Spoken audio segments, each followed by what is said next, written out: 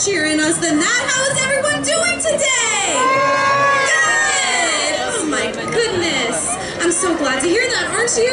Yes, I am. Alrighty, everybody. Well, my name is Tinsel.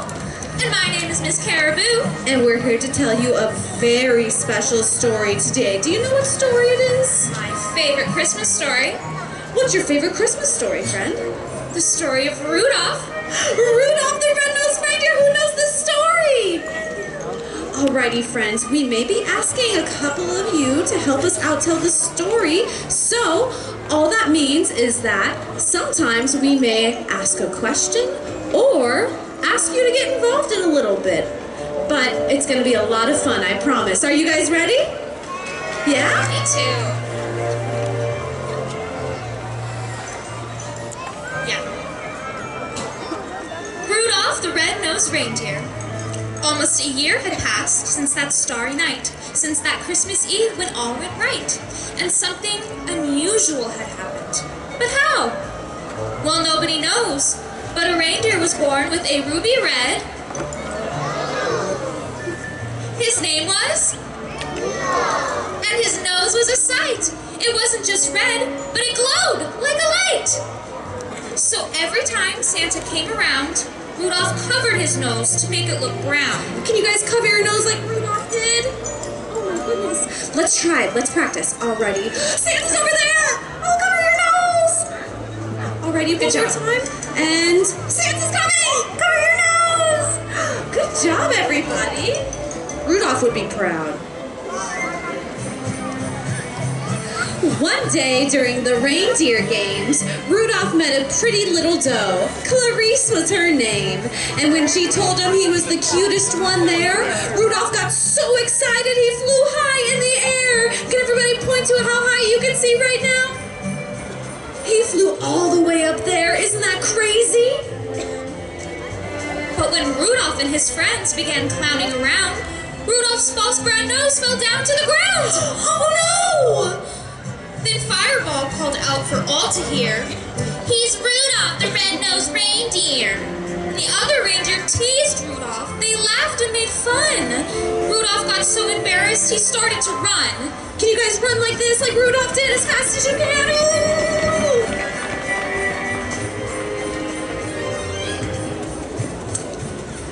And he didn't stop until he heard something go plippity-plop.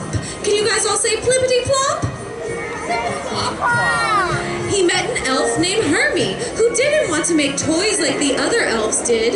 He wanted to be a dentist since he was a kid. Can I see all your smiles?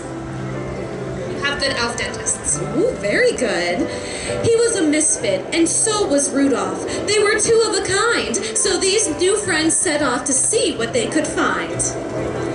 What they found was a creature, a giant, a fiend, an abominable snow monster who was meaner than mean.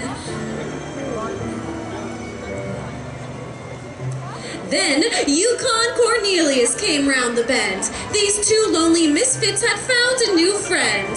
Yukon knew the monster was a bumble, and bumbles were mean. Can everybody show me your monster face and growl? Arr! Oh my goodness, you guys are so scary. Oh my. And this bumble was the biggest he had ever seen. With a mighty swing of his miner's axe, Yukon whacked the ice, which started some cracks. Can you guys whack the ice too? Whack, whack, whack, whack, whack. Oh my goodness. And just as the bumble got to the bay, the ice broke free and they floated safely away. Can everybody say toodaloo? Toodaloo! They floated to the island of misfit toys, toys that needed homes with good girls and boys. Rudolph promised that when he saw Santa again, he'd ask him to please find homes for them. You see, Rudolph knew he couldn't stay.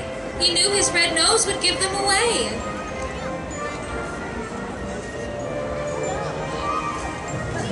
Back in Christmastown, the news was grim. Can everybody go, dun, dun, dun, dun, dun, dun. Rudolph Rudolph's parents and Clarice were out searching for him.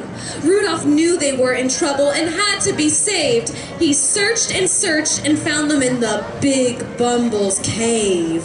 We do the monster growl again? Then Hermie and Yukon arrived in a sled. They tricked the Bumble and dropped lots of snow on his head. Oh, that must be so cold.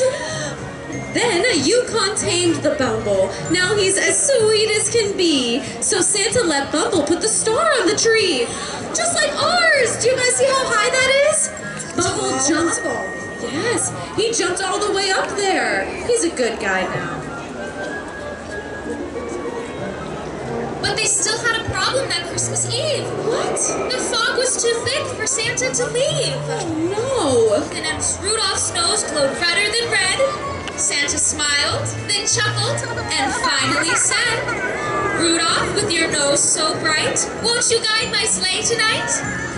Then the elves packed the presents into the sleigh. It was time for Rudolph to save Christmas Day. Can everybody go, yay! Yay! And clap for Rudolph. Isn't he the best?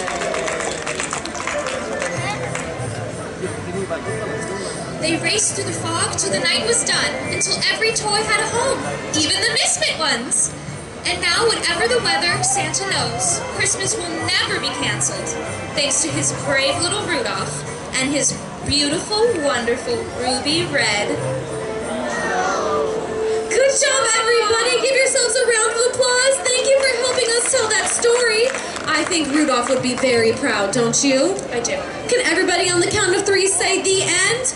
1, 2, 3, the end. Thank you for helping us tell our story, friends. And about at 5 o'clock, do you know what time that is? We're going to be lighting our dancing Christmas tree, and we might even have a special guest. A special guest? Maybe one that this story is about, perhaps? Come back at 5 and find out, friends. Thank you for hanging out with us and helping us tell the story. Merry Christmas! Bye-bye.